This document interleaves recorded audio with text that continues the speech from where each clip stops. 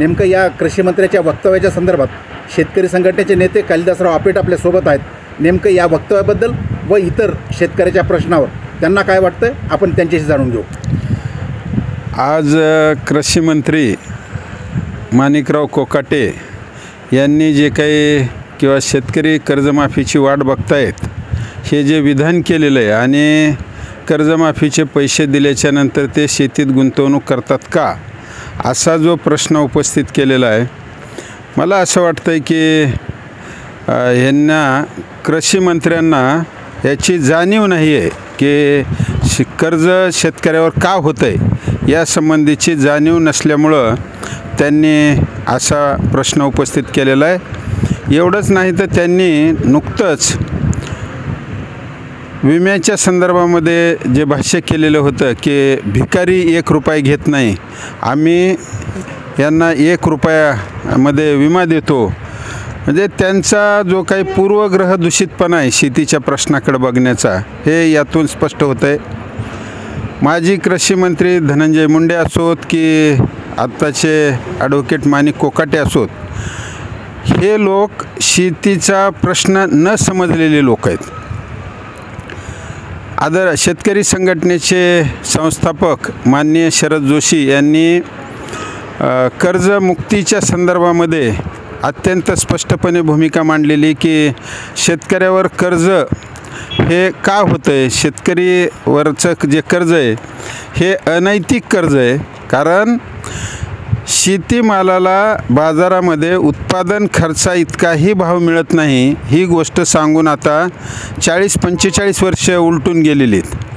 दुर्दैवाने आजही महाराष्ट्राच्या कृषी मंत्र्यालासुद्धा ही गोष्ट माहीत नसावी, हे खरं म्हणजे दुर्दैव आहे.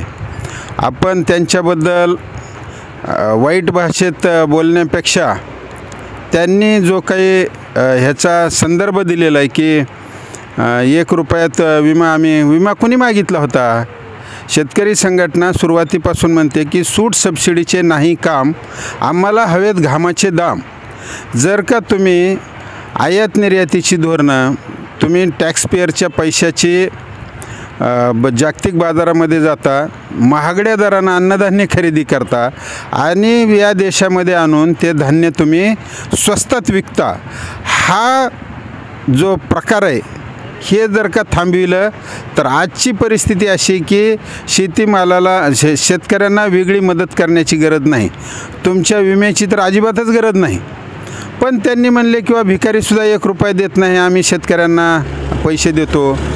मला त्यांना विचारायचं आहे की त्यांच्यावर आत्ताच न्यायालयानं जो निकाल दिला की माणिकराव कोकाटेंनी खोटे म्हणजे त्यांनी जे प्रमाणपत्र काढलेलं उत्पन्नाचं प्रमाणपत्र, ते जर का या देशातले वकील आणि आमदार पुन्हा कृषी मंत्र्यासारखे माणसं जर का खोटं प्रमाणपत्र काढत असतील, त्याच्यातून जर का सरकारी योजनेतले गरीब माणसांना जे ह्याचं फ्लॅट मिळत आहेत, घरकुलं मिळत आहेत, त्या घरकुलाच्या यादीमध्ये जर का जाऊन हे कोकाटे बंधू नाशिकमध्ये जर का फ्लॅट घेत असतील तर या अशा प्रवृत्तीच्या माणसाकडून शेतकऱ्यांचं भलं होईल हे कुणी ग्राह्य धरायचं काही कारण नाही.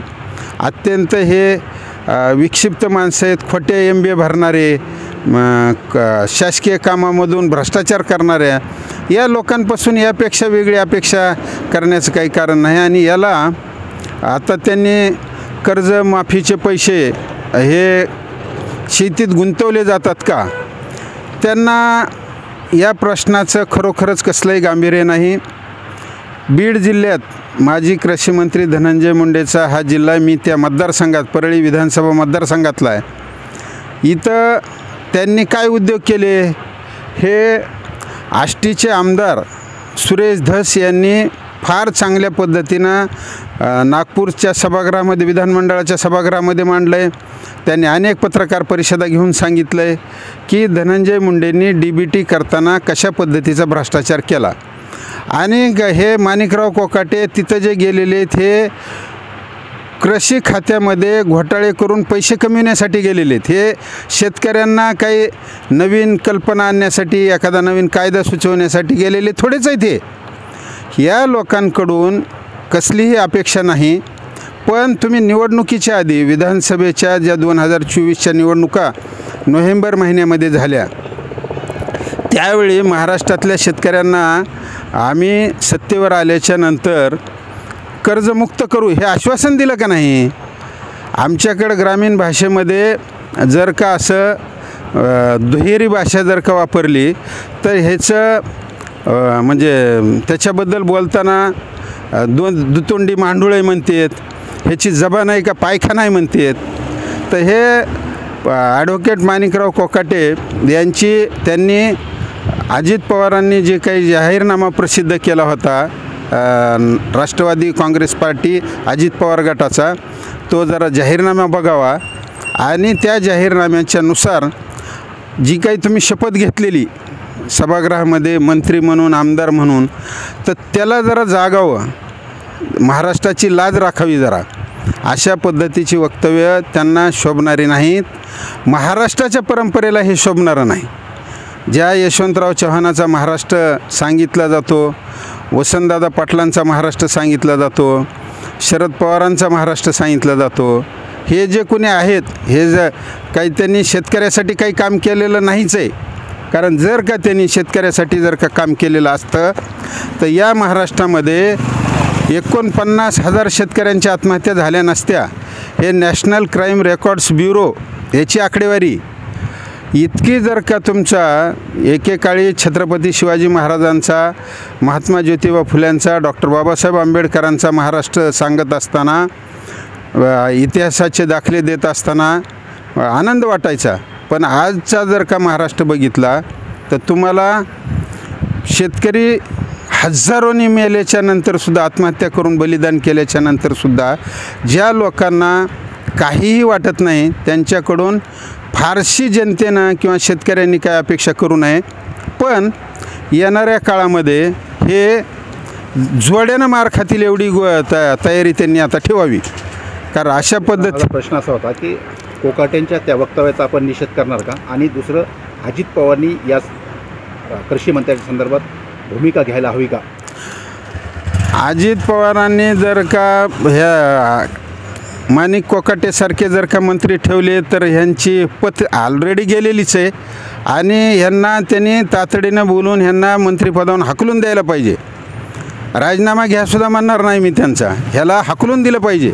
कारण ज्या महाराष्ट्राची सगळी भूमी ही शेतीची पार्श्वभूमी, अरे तुम्ही अजून ऊसाच्या FRPचे पैसे या सालातले दिलेले नाहीत. ऊसाची FRP जवळजवळ जी 2018 सालापासून जी थकलेली, अजितदादा उपमुख्यमंत्री असल्यापासून ती हजारो कोटीत आहे, त्याचे पैसे तुम्ही दिलेले नाहीत. तुम्ही बाजार समितीमध्ये जे सोयाबीन, कापूस, ज्वारी, बाजरी, उडीद, मूग, तूर ही जी पिकं विक्रीला येत आहेत त्याला आधारभूत किंमत तुम्ही देऊ शकत नाही. कायदेशीर जी आम्हाला मिळणं अपेक्षित आहे ती पण दिलेली नाही. आणि तुम्ही मग शेतकरी कर्जमाफीचे पैसे गुंतवता का? ज्याच्यातून पिकच निघत नाही ते गुंतवा म्हणणं हे चुकीचं आहे. अजितदादांनी ह्याचा सोक्षमोक्ष करून अशी जी महाराष्ट्राच्या मंत्रिमंडळामध्ये त्यांच्या वतीनं जी घाण भरलेली, रिकाम्या डोक्याचे जे हे लोक भरलेले आहेत ह्यांना मंत्रिमंडळातून हाकलून द्यावं अशा पद्धतीची मागणी. आणि हे निषेध करायच्यासुद्धा लायकीचे नाहीत. यांना शेतकरी जोड्यानं मारतील, नाशिक जिल्ह्यातले शेतकरी जोड्यानं मारतील असं माझं मत आहे.